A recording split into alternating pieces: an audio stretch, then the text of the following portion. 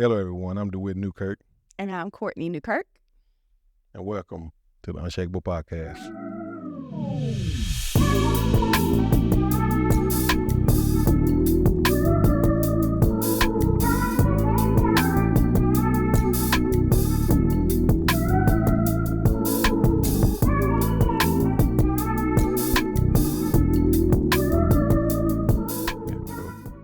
It was tough at that time, though. You can't say that wasn't tough. Then actually, now I did get angry, a little bit angry, when I see the people saying that house wasn't livable, it was sucky, all this extra stuff. But then they sold the house 2 times what they paid me for it after they pretty much cheated me out of money. Now, that did make me kind of upset, but I let it go, though. I said, let it go. No. That was rough. It's hard. It is hard because you're personally attached to your profession. So and I'm personally attached to you. So when somebody is attacking what you've built, I feel like they're attacking you personally. And it is like, okay, well, what he built is sucky. And I'm like, so basically you calling my husband sucky. So I'm just all the way in at that point. And so, yeah, that was just not a good time. But I have learned how to temper, my personality. I've learned how to professionally handle criticism. I learned a lot of lessons in that time. And like you said, that wasn't the last time that we had. That was the first time, but wasn't the last time. And since then, we've handled hardships differently, or we've handled opposition differently. And this last time that we've had opposition or whatever, God just like vindicated me just like that. Just because, we handle everything professionally. I might have typed some things out and then deleted them. But hey, got to get it out.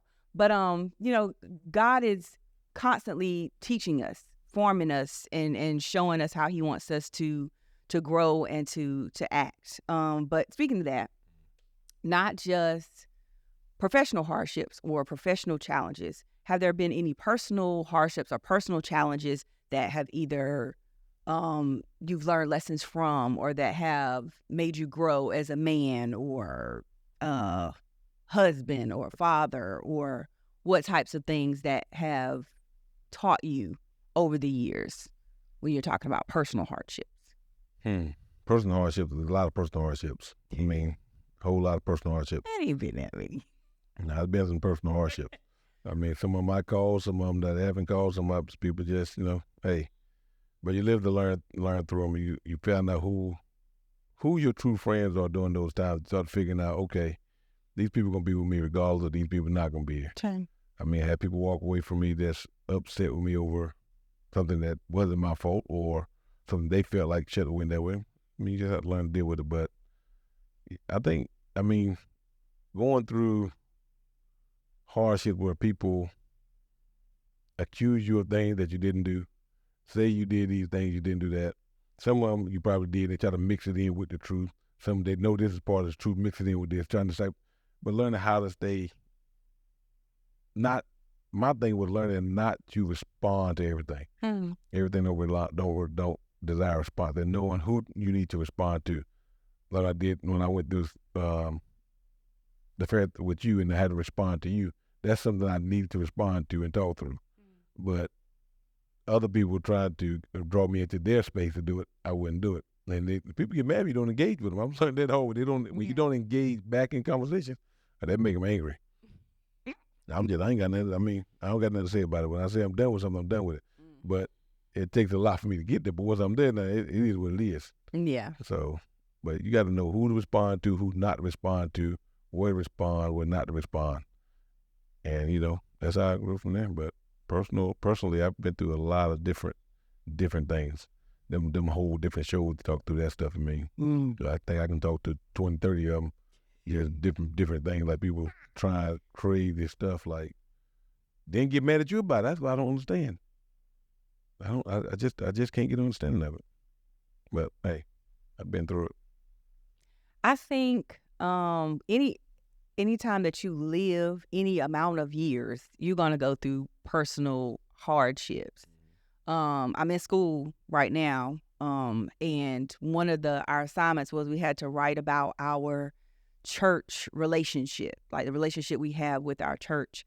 And as I was writing about how long we've been members, because we've been members of Cornelia around the same amount of years, even though we weren't married when we started. We were dating. But looking at how long I've been... Yeah, I introduced you to Yes, you did. At the old church, the old church, yes. Yep. And I was scared of heights. And I remember the first Sunday we went, it was so packed, we had to sit in the balcony. That And was my first Sunday.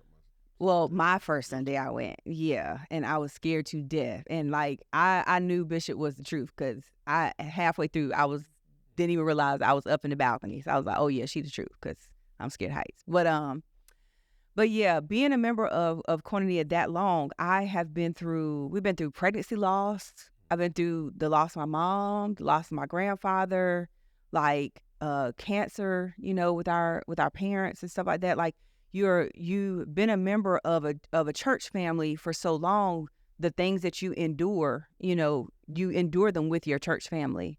So I say that to say, like, yes, we have been through a ton of personal hardships, but I don't think we could have gotten through them without our church family. No, I don't think. I just don't. It's like going to Koinonia, listening to Bishop. It's like if you listen closely, she's preparing you for things, the inevitable, death, sickness, loss of, children, loss of finances, loss of these things happen. Like she say, life will flip on you. So she's preparing you through the word on how to deal with those things. And so as you're sitting there, as you're being a member, as you're, getting covenant friends and being there for them and they're being there for you, like you're being prepared for all these hardships that you're going to encounter. And not that it makes them, null and void. You still feel it, but it's so much less of an impact than it would have been, and you bounce back so much faster being surrounded by people that love you, that truly love you. Like, and these not your blood family necessarily, but they're your church family. And they come and check on you, and they call you, they text you. Some of them been through the same things. Like, I just don't think that we would be married the way that we are. Our business would be the way that it is. Our children would be the way that they are, if that was not for our church family. You cannot talk about personal hardships and not include our church family. This is like symbiotic, like together. I don't know how you feel about that, but I don't actually know what symbiotic means, but I go along with like I understand the symbiotic thing. But I think definitely church. I mean, some of the toughest times, I call some of the guys, the brothers at the church, talk through things. I think that is definitely a I think then you got a name like Unshakable, and a lot of people know that it come from Bishop. I had the first people call the church and tell them, well, you gonna let one of your members do this and do this, and Jesus, it's a mess. Like, try to get the church involved. I've been through. I'm like, what are you talking about? So they try to call the church and try to put down blast. It is having a good church, but knowing how to handle it. And Bishop, she know how to handle it. She gonna tell you how to say it, how to speak it back, how to say things the right way versus just responding in anger. So learning that help you mature. With Bishop, I remember going to Bishop even before we even got married, talking about some of the crazy. I was even thinking about, Bishop, I don't know who's married. This right here, and she was just. And you think back on this conversation. Now I'm looking back at this stuff like, she took the time to meet me talk about this and back who she is, and she trying to talk to me about this stuff. I'm like, man, bitch, I wouldn't talk to you about this stuff to save my life now. It didn't make sense. But she took the time. She went through it. So then you got Pastor Trev, the whole support system, all the leaders. They're the real deal, I think. So I don't think the business would be where it is today without that, because I mean, like you said, if the marriage wouldn't have worked out, don't know what would happen. I mean, I know I was probably still building this in my nature I am, but I don't know how business would be at that point. I think people go through things. You go through things, then you end up just giving up because things don't work out the way you anticipated them, and you just stop. That's right. Resentful about it. But I think the church family is very important. Yeah. I'm not at school though. I mean, you're at school, so whatever. I'm doing no assignments. I ain't going back to school. I graduated. Thank you, Lottie. Yeah, I'm out of there. So my final involving question is, what advice would you have for other couples who are either starting a business or in business currently, and I want you to think about not just advice, business advice, but marriage advice as it includes business too. And one of the things that I've learned over the years that I wish I'd known a lot better is how to, as teamwork, being inclusive in things with you, because at first I wasn't as inclusive as I am now. And it was more of a, I'm going to do it myself, and learn how to work as a partnership and team and using each other's strengths. I think that's a major thing, how that works. But it's not easy, because sometimes, people both got different personalities. You know, want to be in business, not a business, never want to do certain things the way I want to do it. And I'm always go on business. Then you try to pull me back from family. So, but trusting one another and understanding that your strengths are not my strengths are not your strengths, and listening and know how to do it. I remember whenever I first decided that I'm not going to take the people coming in as the new. I used to meet with people for days, 3 or 4 days, and talk them through the process, how to build something, make sure they get prepared to build. I used to do it myself. Mm-hmm. He said, well, I'm going to do that part, and you have to meet with everybody. Kind of made me know, like, I'm not letting that part go. You might not talk to people right. Because you know how you get sometimes. You trying to dismiss people too fast. I'm like, hey, calm down a little bit. Let's work this thing out a little bit. So let me do it. Then at first, I think it's just grown more since I let that go. It took a while for me just to totally take my hand off it. Now they want to be, hey, hold on. Don't, you been talking to me before. I can't even get you to meet wait. Don't come talk to me with me yet until we got everything in order. They don't need me with me. I'm ready to go. You don't need me. Ain't no need to talk to me unless you ready to go. No, ain't ready though. Yeah. So no flip. But it takes time to learn that though. Give up certain things as you go through changes, and it's hard to change. I mean, learn how to change and go through things. Change is not easy. I learned that from somebody who was at a men's conference in Delaware. The guy said, we're not designed to change. So once you learn that you're not designed to change, you're designed in the image of God, and God's the same yesterday, today, and forever. I started understanding people better. Why people don't change easily? Because they're not designed to do it. Right. So you got to learn how to go back and put steps in place to change, to do certain things. I think that's very important. But the balance part of it with family and advice I would give somebody starting out, I would say, put your all into it. Don't be afraid. Put everything into it. And when it seems like it's tough, talk to one another, talk to God, and just stay with it. You just never know what's going to lead to. I wouldn't quit. A lot of people just quit too early, I think, on things.